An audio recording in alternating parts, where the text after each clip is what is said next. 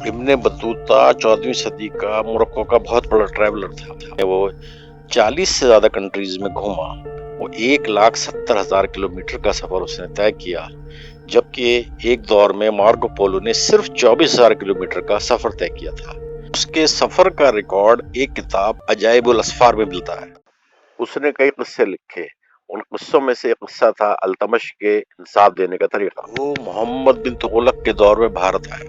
وہ اپنی اس کتاب میں التمش دور کا ذکر کرتا ہے اور بتاتا ہے کہ التمش کیسے انصاف دیتا تھا۔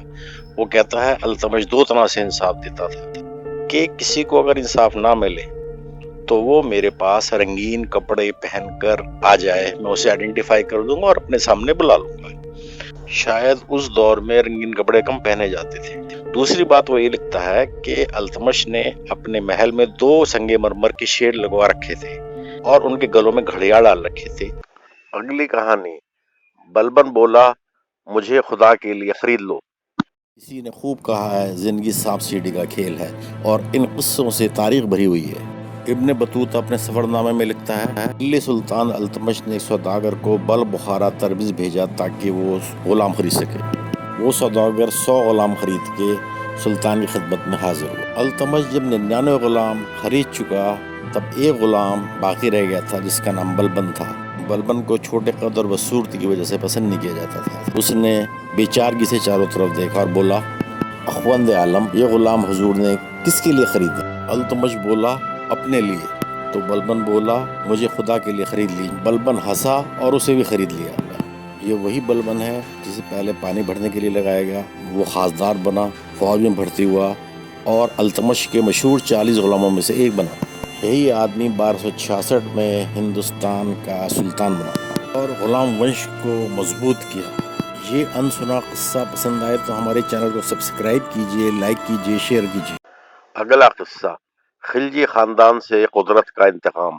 ابن بطوطہ اپنے سفر نامے میں لکھتا ہے کہ سلطان محمد بن تغلق نے علاؤالدین خلجی کی لڑکی کو سنسار کر دیا تھا اور اس کے بیٹے کو یعنی اس کے سوتیلے بھائی کو جان سے مروا دیا تھا، اور اس کی لاش 3 دن تک دلی کی سڑکوں پہ پڑی رہی۔ یہ خلجی خاندان کے لوگ تھے۔ علاؤالدین خلجی نے اپنے چاچا جلال الدین خلجی کو مار کے حکومت حاصل کری جو افغانستان سے لے کے کرناٹک تک پھیلی ہوئی تھی، اور وہ بہت ظالم تھا۔ اس کے مرنے کے بعد اس کے 2 بیٹوں کو شادی خان اور خضر خان کو مار دیا گیا۔ کچھ وقت کے بعد اس کے لڑکے قطب الدین مبارک شاہ کے پاس حکومت آئی، لیکن وہ بھی مارا گیا اور اس کے پورے خاندان کو برباد کر دیا گیا۔ محمد بن تغلق کے دور میں علاؤالدین خلجی کی بیٹی اور نواسا مارا گیا۔ ایسا لگتا ہے قدرت نے نسلوں تک سے انتقام لیا۔ اگلی کہانی، یہ ویرانہ دارالامان کہلاتا تھا۔ دہلی میں آج کل غیاث الدین بلبن کا مزار ویرانوں میں دفن۔ کوئی کہتا ہے یہاں جنوں کا واس ہے، کوئی کہتا ہے یہاں خوشبوئیں آتی ہیں، لیکن اگر ابن بطوطہ کا مانے تو یہ جگہ کبھی ویران نہیں تھی بلکہ بڑی آباد جگہ تھی۔ ابن بطوطہ 14ویں صدی میں تغلق ونش میں دلی آیا۔ وہ لکھتا ہے کہ بلبن نے ایک مکان بنایا تھا، اس کا نام دارالامان رکھا تھا۔ جو قرضدار اس میں داخل ہو جاتا تھا اس کا قرضہ ادا کر دیتا تھا۔ اگر کوئی مجرم یا قاتل اس جگہ پناہ لے لیتا تھا تو اس کی خطا معاف کروا دیا کرتا تھا، اسے خون بہا دلوا دیا کرتا تھا۔ بلبن اسی دارالامان میں دفن ہوا۔ بلبن کے 100 سال بعد جب فیروز شاہ تغلق کا دور تھا تو وہ اپنی کتاب فتوحات فیروز شاہی میں اس کا دوبارہ ذکر کرتا ہے۔ وہ لکھتا ہے میں نے دارالامان کے مزاروں کی مرمت ہی نہیں کرائی، رینوویٹ ہی نہیں کیا، بلکہ مکے کا لایا ہوا غلاف کعبہ بھی چڑھایا۔ یاد رہے مکے کا غلاف کعبہ سال میں 1 بار اترتا ہے اور ڈگنیٹریز میں بانٹا جاتا ہے۔ اگلی کہانی، جب مجرم ڈاک سے لائے جاتے تھے۔ ابن بطوطہ اپنے سفر نامے میں لکھتا ہے کہ تغلق دور میں ڈاک دلی سے ملتان 5 دن میں پہنچ جاتی تھی، جبکہ راستہ 50 دن کا تھا۔ یہ ڈاک 2 طرح کی ہوتی تھی، ایک گھوڑے کی اور دوسرے پیدل۔ گھوڑے کی ڈاک کے بارے میں یہ ہے کہ ہر 4 کوس پہ ایک گھوڑا بدلا جاتا تھا اور ایک گھوڑے بادشاہ کی طرف سے موجود ہوتے تھے، اور یہاں ہر میل پر ایک گاؤں آباد تھا جس کے باہر برجیاں بنی ہوتی تھیں جس میں ہرکارے تیار رہتے تھے۔ ہرکارے کے پاس ایک چھڑی ہوتی تھی جو 2 گز لمبی ہوتی تھی، جس کے سرے پر تانبے کے گھنگرو بندے ہوتے تھے۔ یہ ڈاک گھوڑوں کی ڈاک سے بھی بہتر تھی، اور یہ ہرکارے دولت آباد میں بادشاہ کے لیے گنگا کا پانی لاتے تھے، جبکہ دولت آباد یعنی جو کہ مہاراشٹر میں ہے गंगा से 40 दिन के फासले पर है।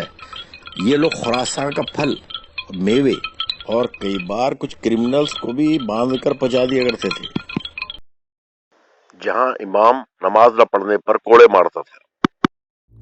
इब्ने बतूता का सफरनामा बड़ी दिलचस्पियों से भरा हुआ है। हिंदुस्तान में दाखिल होने से पहले वो ख्वारिज़्म का हाल लिखता है। वो कहता है कि वो लोग बहुत शरीफ थे और नमाज रोज़े के बड़े पाबंद थे, बाज़ार बड़े खूबसूरत थे। वो आगे लिखता है कि वहाँ पे दस्तूर है कि मस्जिदों में मुअज्जिन लोगों को नमाज की इत्तला देता है और जो लोग नमाज नहीं पढ़ते तो वहाँ पर जो इमाम होता है वो ऑथोराइज होता है उन लोगों को कोड़े लगाने के लिए जो नमाज नहीं पढ़ते। इसके अलावा 5 दिनार का जुर्माना भी लिया जाता है जो कि मस्जिद के लिए और मुसाफिरों को खाने खिलाने के लिए खर्च होता है। इब्ने बतूता लिखता है वहाँ दस्तूर है, वहाँ हर मस्जिद में एक कोड़ा भी लटका रहता है। अगली कहानी, बल्ख की ये मस्जिद एक औरत ने क्यों बनवाई। इब्ने बतूता बल्ख शहर के बारे में लिखता है जहाँ की मस्जिदों को चंगेज खान ने खजाने की तलाश में खोद दिया था। एक मस्जिद वहाँ की रहमदिल औरत ने क्यों बनवाई वो इसकी कहानी लिखता है। एक बार खलीफा बल्ख के शहरियों से नाराज हो गया। उसने वहाँ एक जालिम हाकिम भेजा जिसने बल्ख के शहरियों पे एक बड़ा जुर्माना कर दिया। वो लोग रोते हुए उनके बीवी बच्चे उस औरत के पास गए। उस औरत ने ये काम किया कि अपने हाथ से एक कपड़ा निकाला जिसपे हीरे जवाहरात टके हुए थे। वो उसने अमीर के पास भेजा कि जाके खलीफा को दे दो ताकि जुर्माना खत्म हो जाए। वो आदमी लेकर खलीफा के पास गया कि साहब ये जुर्माने का पैसा फलाना औरत ने दिया है। खलीफा बहुत शर्मिंदा हुआ। उसने फाइन ही माफ नहीं करा बल्कि कपड़ा भी वापस कर दिया। जब वो कपड़ा उस औरत को वापस मिला तो उसको लेने से ये कहकर इनकार कर दिया कि इस केस को बाहरी आदमी ने देखा है। इस कपड़े को बेचकर मस्जिद और खानका बनाई गई और जो पैसा बच गया वो एक मस्जिद के सुतून के नीचे गाड़ दिया गया। लेकिन चंगेज खान को उस मस्जिद से खजाना नहीं मिला। अगर ये अनसुनी कहानी आपको अच्छी लगे तो आप हमारे चैनल अनसुनी तारीख को सब्सक्राइब कीजिए, वीडियो लाइक कीजिए और शेयर कीजिए।